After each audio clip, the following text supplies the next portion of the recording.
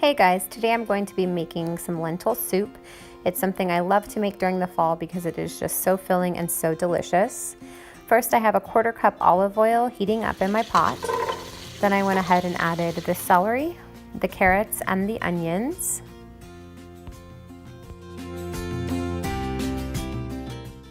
So I'm going to let this cook until the onions are soft and tender, and you can tell when they turn translucent. While those are cooking, I do like to wash my lentils and take time with those just to make sure there's nothing in there that's not supposed to be. Once the onions are translucent, I go ahead and give it a little stir, and then we'll move on and add the garlic. Once we add the garlic, we'll give it another little stir, and then we'll move on to the spices. First, we're going to add the oregano.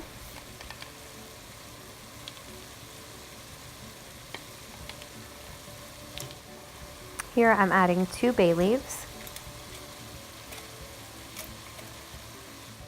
Next, we'll go ahead and add our basil.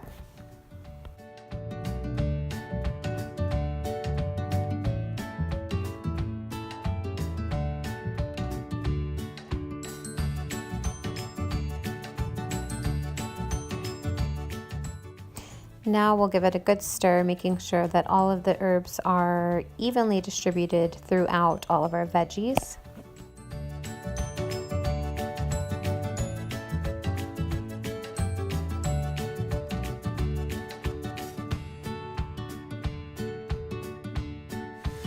Here I'm adding the water. I usually do about 8 to 10 cups of water.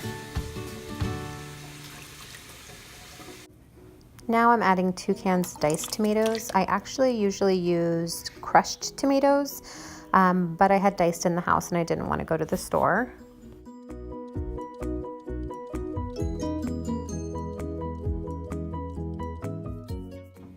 I'm now going to add the chicken bouillon. I do as many teaspoons of this as I did of cups of water. So if I do 8 cups of water, I'll do 8 teaspoons of the bouillon, and if I do 10, I'll do 10. This actually gives it a ton of flavor, and you don't necessarily need to add any salt at the end. At least my family doesn't, so I feel like this is a good addition.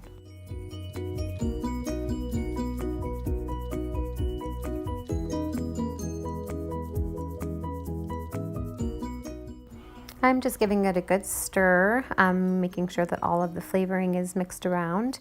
And now we're going to go ahead and add our 4 cups of the dried lentils that we washed earlier.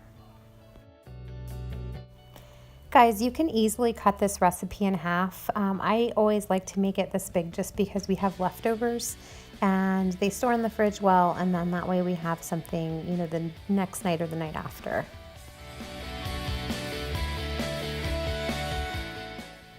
I did decide at this point to add 2 more cups of water. Earlier I did the 8, and now I'm adding the 2 more just to fill the pot up and let it have a lot more liquid to cook in. I did forget to add my extra 2 teaspoons of the chicken bouillon, but it turned out great anyway.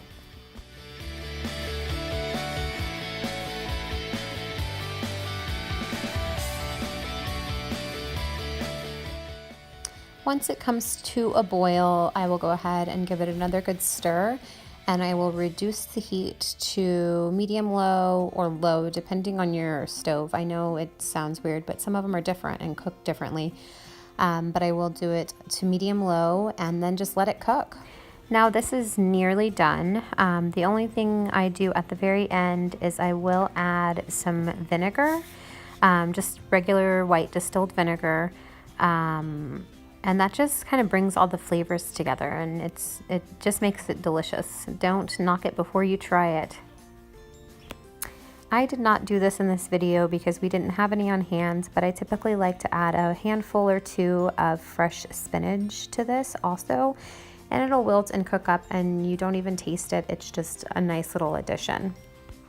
I will leave this entire recipe down in the description below. So here is the finished product, guys. I hope you enjoyed this, and I hope that you try and make it. If you did like this video, please leave a thumbs up and subscribe. See you guys next time.